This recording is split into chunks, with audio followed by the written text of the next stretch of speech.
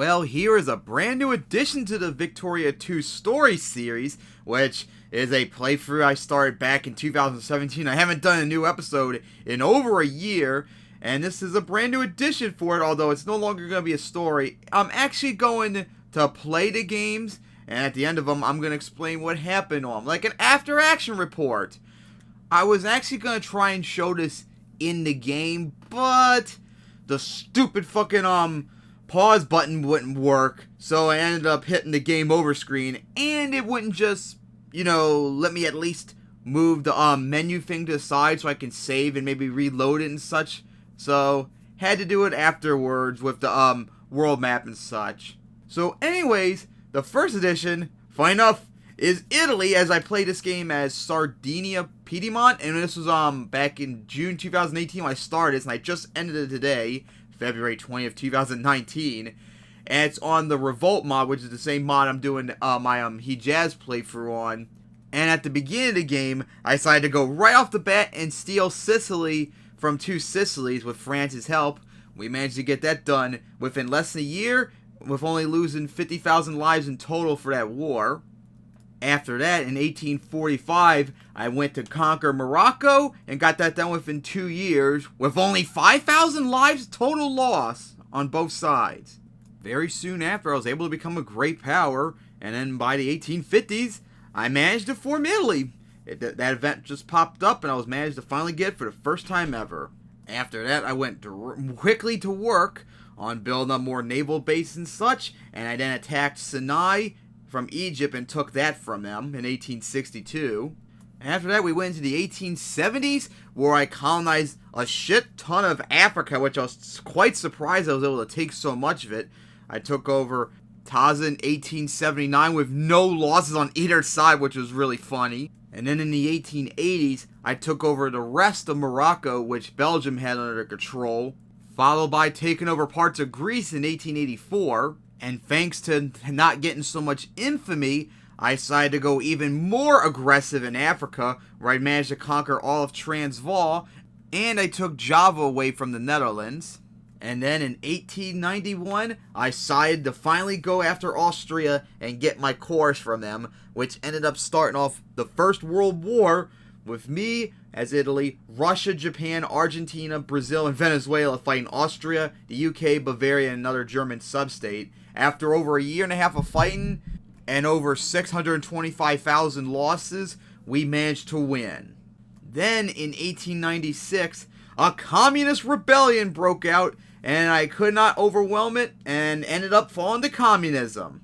And then soon after, in 1897, World War II broke out, as Germany and France had their little bit of spat between each other, and France ended up getting Russia on their side. Meanwhile, North German Federation had Denmark, me, and Brazil to fight to help them out. The war was very brutal and bitter, and then to make matters worse, in 1899, the Ottomans, realizing my distraction, decided to attack my territory in Greece to take some territory back that I took from the Greeks, and the British decided to help them. Even though Venezuela, Brazil, and Japan allied with me, I couldn't fight them, the Ottomans, the British, the French, and Russians all at once.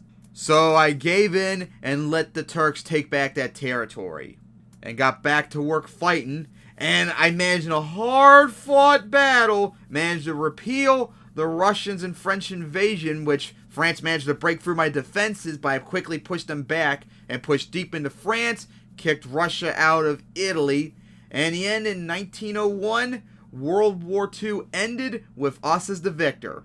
And in total, over 5.37 million lives were lost in that war. And after the war, to my surprise, I actually became the #1 power in the world. Even I wasn't expecting that in this game. Holy shit. First time playing as Italy, and I made them the #1 power in the world. So after many years of rebuilding, after the Communist Rebellion, and of course World War II, I became, I guess, Russia's this game equivalent to the main leader of communism. And a whole bunch of countries in South America and all across the world began starting to fall to communism. And since I had a whole bunch of assets in them, I got make puppet Casabellis on them. And I quickly took advantage of this as I made Ecuador my puppet in 1907. But also in 1904, I attacked Greece to get some territory from him, and the British allied with them. After quickly taking over Greece, I actually invaded England, and I actually beat the shit out of them, to my astonishment how well I did. And I ended up winning the war, and with only 120,000 lives lost. After many years of just sitting back, Bolivia fell to communism. And since they seized my assets, I turned them into a puppet very quickly. And then I had to help the Netherlands take over parts of Belgium that they wanted. And we won that really easily, despite losing almost 280,000 lives. And then the big one, Australia, fell to communism. And of course, although I got that make puppet Cazabelli, of course, Australia being so big, I was not allowed to use it. It immediately disappeared. But since I don't think that was fair for me to be able to get it and then lose it like that, I went into the save file and gave it to me anyway. So I attacked him and immediately made him my puppet. After that, the big one happened. World War III in 1921. On one side, North German Federation, Italy, Ecuador, Bolivia, and Australia against Austria, UK, and Bavaria. As the North German Federation, Austria had their little spat after over a year of fighting with numerous losses on both sides, in total over 4.05 million lives lost, and Germany losing, so they had to be broken up into Prussia, so I had to fight the rest of the war on my own. We managed to win and contain them, and I decided to break up both Austria and the UK big time, as I took almost all of the UK's colonies, like South Africa and such, and I broke Hungary away from Austria and made him my puppet, so that was a huge win in that regard. Following World War III, I had to immediately intervene in Egypt as they were attacking Ethiopia, which was a big no-no, so I stopped them very soon. And then I attacked Turkey to take over all of Libya, and unfortunately, the Austrians and the British got involved once again, which was extremely annoying, even though they were at truce, so I don't know how they were able to break it. But they were still very weak from their wars, and Turkey, I think, had some war they were into, so it still, by and large, was an easy victory that I was able to get all of Libya, with only 840,000 lives lost. Then in 1928, France and Belgium decided to attack the Netherlands to get back Belgium's territory. That was not acceptable, so I attacked them too. And the battle lasted for 6 months. There was almost 2 million lives lost, but we managed to win, and I also took some territory away from France too, as a big fuck you. Then both Uruguay and Persia fell to communism at the same time, by and large, and since I got the Cazabelli to make them puppets, I immediately do so, having to add it in to the save game like I had to do for Australia for Persia, but very easily took them down and made them my communist puppets. Sometime soon after, the Ottomans began attacking Serbia to take back their territory from them, and the British were allied with Serbia to help them out. But I was also the Serbia sphere, so I was able to intervene, and I did so, kicked some Ottoman ass, and helped save Serbia. Nothing changed, though. But then, the big one happened. World War IV broke out, and this time, it was over Greek territories. Greece won territory from the Ottomans, and I sided with Greece, so it was me, Greece, and all my allies and puppets going up against France, all the Ottomans, the UK, Belgium, Spain, who was a communist puppet that managed to break away from me. And to my shock and anger, Japan sided with France, even though on the crisis screen, they had a 100-point lead to side with me, fucking traitorous scum.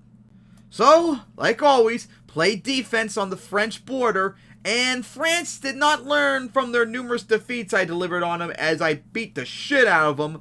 Although, unfortunately, the British came in to help out, so I was forced to push back into Italy as they began to invade a whole bunch of my territory. But I took over a whole bunch of their African territory they still had left. I invaded the Ottomans, beat the shit out of them, and in the end, I had such a high, I maxed out the war score from battles, so I managed to win World War IV in the end, and get Greece their stuff back. And then with some time remaining left and low enough infamy, I decided to attack Austria one more time to take Tyrol from them. And it was actually a hard-fought battle. Austria played a lot harder than I thought, surprisingly, because they got their ass kicked by Russia during World War IV. But I managed to win, take Tyrol, and that ended the game off right there, as you see on the map. So yeah, first time playing as, well, actually it wasn't my first time playing as Sardinia-Piedmont, but this was my most successful game, and this was, in terms of my all-time high score of games I have listed, this was my 4th best game ever. As I managed to form Italy for the first time, I was the #1 power in the game, a communist dictatorship with a score of 7,383 points, 2,881 were prestige, 1,441 were industry, and a 3,061 military score. I was the #1 prestige in military, but only 6th place in industry. Population of over 120 million, 91.6 literacy, over 1.13 million people as army, and soldiers, and over 220 ships. So that ends it off here, as I hope to get some more games eventually on this list very soon. And now I'll show you the rest of the world map and the total score for everyone else. And yeah, this was very successful. I beat the British 2 or 3 times. I beat France 2 or 3 or 4 times. I beat Austria multiple times. I beat Turkey multiple times. And I beat Russia and Japan once. So that's pretty impressive.